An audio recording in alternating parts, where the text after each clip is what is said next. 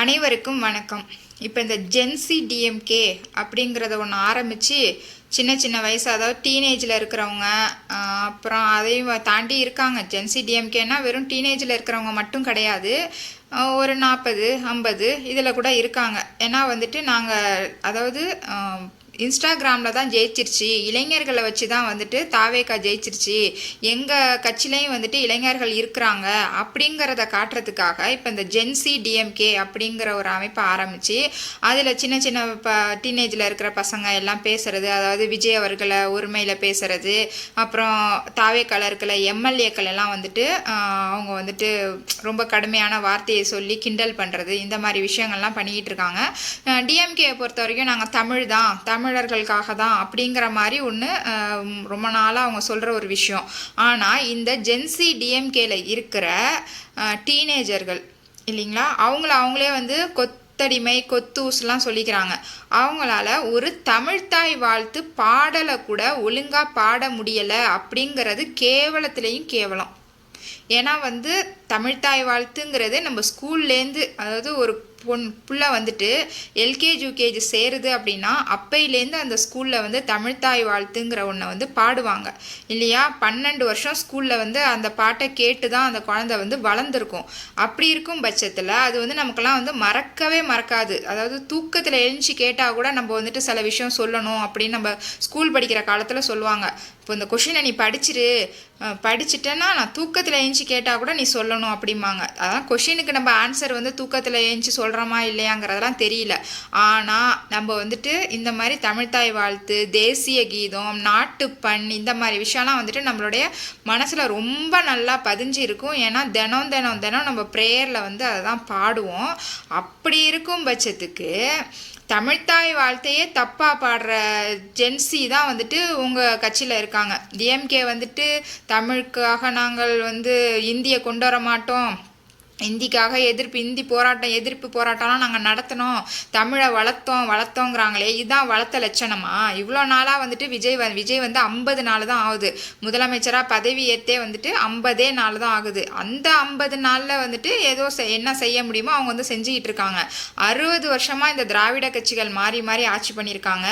அப்படி இருக்கும்போது டிஎம்கேவும் பல முறை 5-6 முறை நாங்கள் வந்து ஆட்சி பண்ணியிருக்கோங்கிறாங்க. அப்படி இருக்கும் பட்சத்தில் இவங்க வந்து இந்த தமிழ்த்தாய் வாழ்த்து கூட தெரியாதவங்கள தான் இவங்களுடைய ஜென்சி டிஎம்கேல வச்சுக்கிட்டு அதை மேடையில் ஏறி பாட விட்டுருக்காங்கன்னா அவங்களுக்கு எவ்வளோ தைரியம்? அட்லீஸ்ட் தமிழ்த்தாய் வாழ்த்து பாட தெரியுமா, அது ஒரு ப்ராக்டிஸ் பண்ணியிருக்கீங்களான்னு கூட கேட்காதவங்க தான் வந்து இந்த ஜென்சி டிஎம்கேல இருக்காங்க. அது நினைக்கும் பொழுதே ரொம்ப கேவலமாக இருக்குது. ஏன்னா வந்துட்டு தமிழில் அப்படியே புழமையாக பேசணும் அப்படிங்கிறதெல்லாம் கிடையாது இல்லையா. அட்லீஸ்ட் தமிழ்த்தாய் வாழ்த்து, இவங்க தமிழ்த்தாய் வாழ்த்தை வச்சு எவ்வளோ பிரச்சனை பண்ணிக்கிட்டு இருக்காங்க. சட்டமன்றத்துலேயும் 1 முறை பாடினாங்க, தேசிய கீதத்தை ஏன் 2 முறை பாடினாங்க, அப்புறம் ஏன் பதவி ஏற்பு விழாவில் வந்து இப்படி பாடினாங்க அப்படி பாடினாங்கன்னு இந்த தமிழ்த்தாய் வாழ்த்தை வச்சே வந்து அரசியல் பண்ணிக்கிட்டு இருக்கவங்களுக்கு அவங்க உருவாக்கியிருக்க ஒரு ஜென்சி அப்படிங்கிறது இவங்க உருவாக்கியிருக்கிறது என்ன அப்படின்னா, ஏதோ அந்த தாத்தா அப்பா எல்லாமே வந்து டிஎம்கே கட்சியில் இருந்தவங்களுடைய பசங்க, யாருமே இளைஞர்களாக தானாக முன்னுக்கு வந்தெல்லாம் நான் வந்து இந்த டிஎம்கேல சேர்றேன் அப்படின்லாம் யாரும் வர கிடையாது. பரம்பரையாக இருந்தவங்க நாங்கள் கொத்தடிமையாக தான் இருப்போம், கொத்தூசாக தான் இருப்போம்னு சொல்கிறாங்க. அந்த அளவுக்கு அவங்களுக்கு வந்துட்டு இருக்குது அப்படின்னா கண்டிப்பாக வந்து அவங்க வந்து புதுசாக அந்த கட்சியில் இணைஞ்சவங்களாம் இருக்க வாய்ப்பே கிடையாது இல்லையா. அப்புறம் வந்து ஒரு பட்டிமன்றம் மாதிரி வச்சுக்கிட்டு முதல்வர் விஜய் அவர்களை வந்துட்டு கிண்டல் உதயநிதி அவர்களும் அதே மாதிரி பேப்பரை வச்சு தான் படிக்கிறாரு. ஒரு வார்த்தை கூட அவர் தானாக பேசுகிறாரா அப்படின்னா கண்டிப்பாக கிடையாது. கிட்டத்தட்ட 5 வருஷமாக அரசியலில் இருக்காரு, துணை முதலமைச்சராகவும் பயணம் பண்ணியிருக்காரு. அப்படி இருக்கும் பொழுது ஆட்டோமேட்டிக்காக இப்போ நம்ம ஒரு இடத்துக்கு போகிறோம், ஒரு வாரம் நமக்கு அந்த இடத்துல பேசுகிறதுக்கு ஒரு மாதிரி இருக்கும். அப்புறம் நம்மள அறியாமல் நம்மளே ப்ராக்டிஸ் பண்ணிக்குவோம் இல்லையா. ஆனால் இவர் 5 வருஷமாக துணை முதலமைச்சராக இருந்து சட்டமன்றத்துலலாம் என்ன பேசினாரோ தெரியல.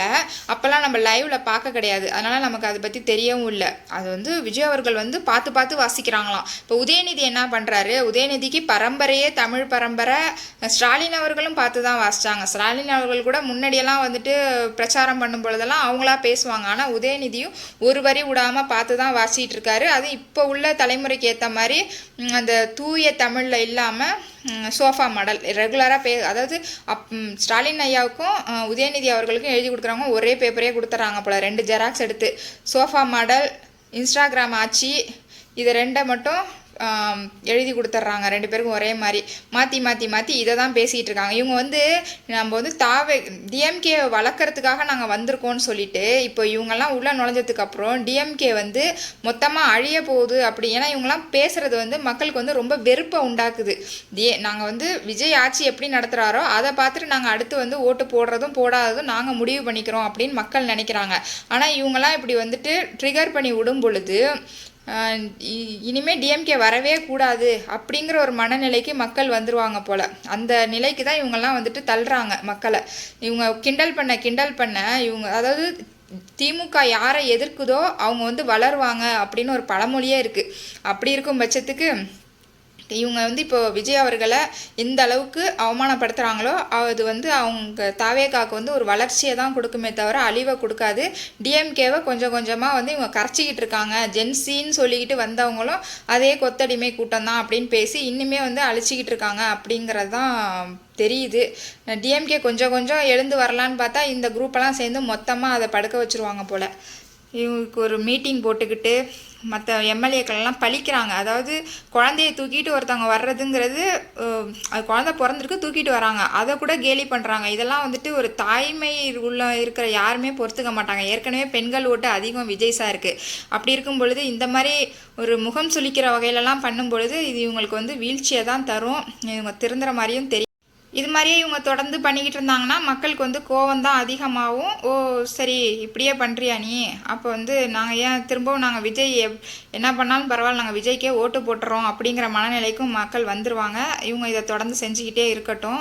பார்க்கலாம் அடுத்தடுத்த நிகழ்வுகள் என்ன அப்படிங்கிறத அடுத்தடுத்த வீடியோக்களில். உங்களுக்கு என்னோடய வீடியோ பிடிச்சிருந்துச்சி அப்படின்னா என்னோடய சேனலை சப்ஸ்கிரைப் பண்ணி எனக்கு சப்போர்ட் பண்ணுங்கள். தேங்க்ஸ் ஃபார் வாட்சிங்.